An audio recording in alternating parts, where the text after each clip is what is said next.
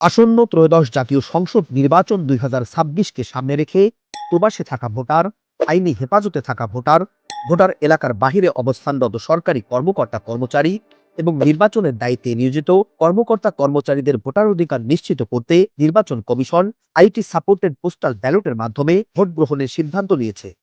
Postal ব্যালটে vote প্রদানের জন্য ভোটারগণকে postal vote BD mobile app download করে রেজিস্ট্রেশন সম্পন্ন করতে হবে।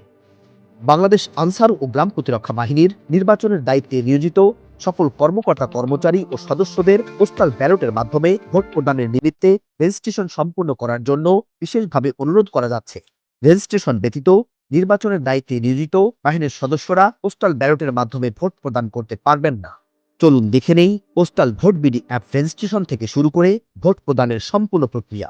প্রথমে অ্যাপ স্টোর অথবা প্লে স্টোর থেকে পোস্টাল ভোট বিডি অ্যাপটি ডাউনলোড এবং ইনস্টল করুন।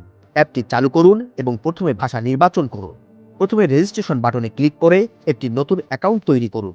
বাংলাদেশ নির্বাচন করে আপনার মোবাইল নাম্বার লিখুন এবং সামনে এগিয়ে যান।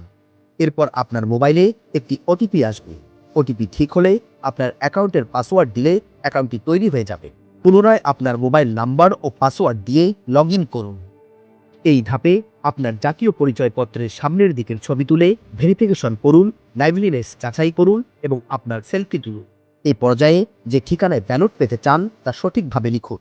এই পর্যায়ে ভোটারের আবেদনের তালিকা অনুযায়ী ব্যালট তৈরি হবে এবং বিডি পোস্টের মাধ্যমে প্রেরণ করা হবে এবং ভোটার এই সংক্রান্ত স্ট্যাটাস তার অ্যাপ থেকে দেখতে পাবেন। প্রতীক নির্ধারণের পর ভোটার তার ব্যালটটি হাতে পাওয়ার পর পুনরায় মোবাইল অ্যাপে লগ ইন করতে হবে এবং লাইভলিনেস পরীক্ষা করে নিশ্চিত হতে হবে সেই ব্যক্তি সঠিক ব্যক্তি কিনা। এ পর্যায়ে খামের উপরে থাকা কিউআর কোডটি স্ক্যান করতে হবে এবং সঠিক মোবাইল দ্বারা কিউআর কোডটি স্ক্যান করার পর ভোটারের ব্যালট প্রাপ্তি নিশ্চিত করা হবে। এরপর ভোটার তার সামনে প্রার্থী ও প্রতীক দেখতে পাবে। ভোটার ব্যালটের খামের নির্দেশিকা পড়ে স্বাক্ষর প্রদান করবেন এবং ব্ল্যাঙ্ক বা ফাঁকা ব্যালটটিতে প্রতীকের পাশে টিক বা ক্রস চিহ্ন দিয়ে ভোট প্রদান সম্পন্ন করবেন। এখন ব্যালটটিকে প্রথমে ব্যালটের খামে ঢোকাতে হবে এবং তা ফেরত খামে ভরে নিকটস্থ পোস্ট অফিস অথবা পোস্ট বক্সে জমা দিতে হবে।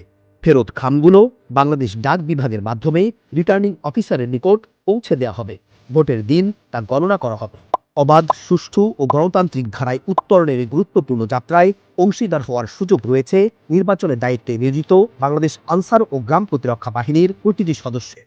রাষ্ট্রের প্রতি দায়িত্ব পালনের পাশাপাশি নাগরিক অধিকার নিশ্চিত করার একটি কার্যকর মাধ্যম হল পোস্টাল ভোটিং।